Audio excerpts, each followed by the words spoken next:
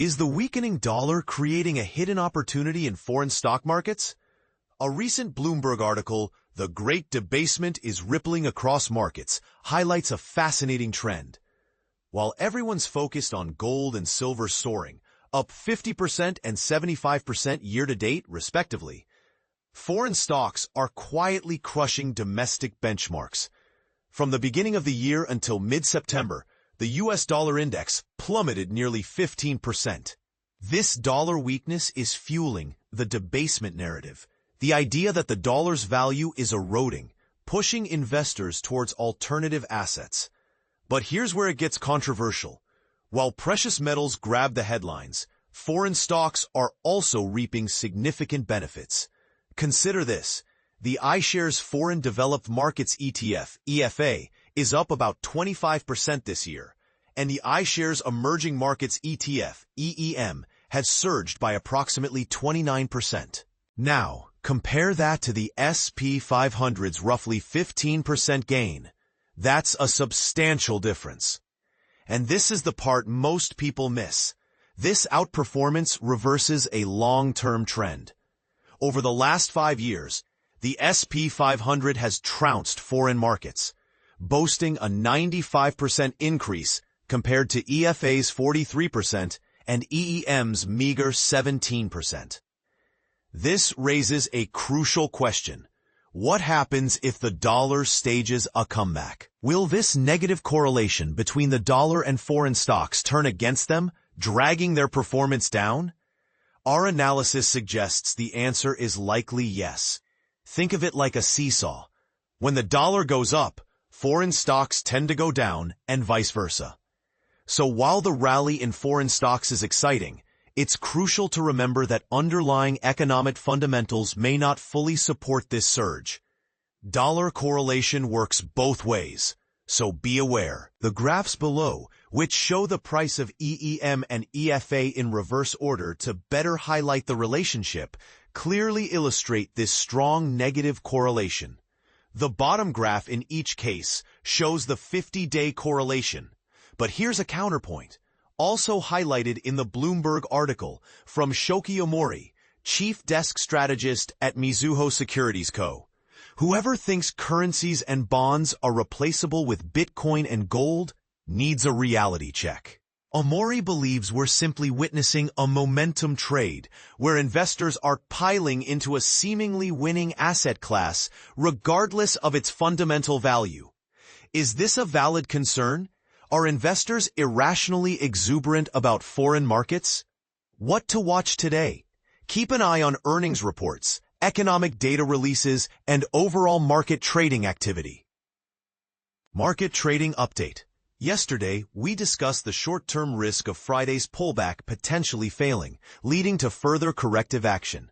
Monday saw a rally to the 20-day moving average, DMA, which was broken on Friday, but the market failed to move above it. Yesterday, the market sold off and retested the 50 DMA on the open. Bullishly, retail investors are stepping in to buy the dip, allowing the market to rally off support. The key question is whether there will be enough follow-through to push the market back above the 20 DMA before the week's end. Failure to regain the 20 DMA increases the risk of further consolidation or correction. The 50 DMA is now key support, with the 100 and 200 DMAs as the next critical levels if the market breaks down. Notably, the NACD has triggered a sell signal, and relative strength is still correcting previous excesses. While our warnings about risk management may have seemed repetitive during the market's relentless rise, these breaks demonstrate their necessity. While we remain bullish for the year-end, avoid overreacting to current market action.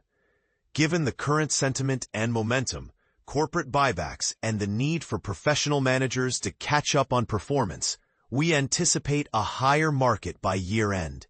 Buying on current weakness is likely a good idea, but balance speculative exposure with defensive offsets. Market risk exists, and you don't want to be caught off guard if something breaks.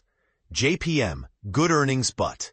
JP Morgan Chase, JPM, reported strong earnings, yet its stock price declined, indicating shareholder caution. JPM opened down over 4% despite beating EPS estimates by 5% and revenues by 3%. Several factors contribute to this reaction: rising operational costs and credit concerns. Investors are wary of increasing expenses and credit costs, which raise concerns about the sustainability of profit margins. Profit-taking and Wall Street analyst downgrades. Some banks and brokerages downgraded JPM's rating. Oppenheimer cut JP Morgan from outperform to market perform, and Morgan Stanley downgraded it from overweight to equal weight. The stock's 30% year-to-date gain and nearly 40% increase over the past 12 months may have prompted investors to take profits. Economic outlook. While JPM beat earnings expectations and had a reasonably optimistic outlook, CEO Jamie Dimon offered a somewhat cloudy macroeconomic outlook. According to Dimon, while there have been some signs of a softening, particularly in job growth, the U.S. economy generally remained resilient. However, there continues to be a heightened degree of uncertainty. Tweet of the day. Want to achieve better long-term success in managing your portfolio? Here are our 15 trading rules for managing market risks. Link to article.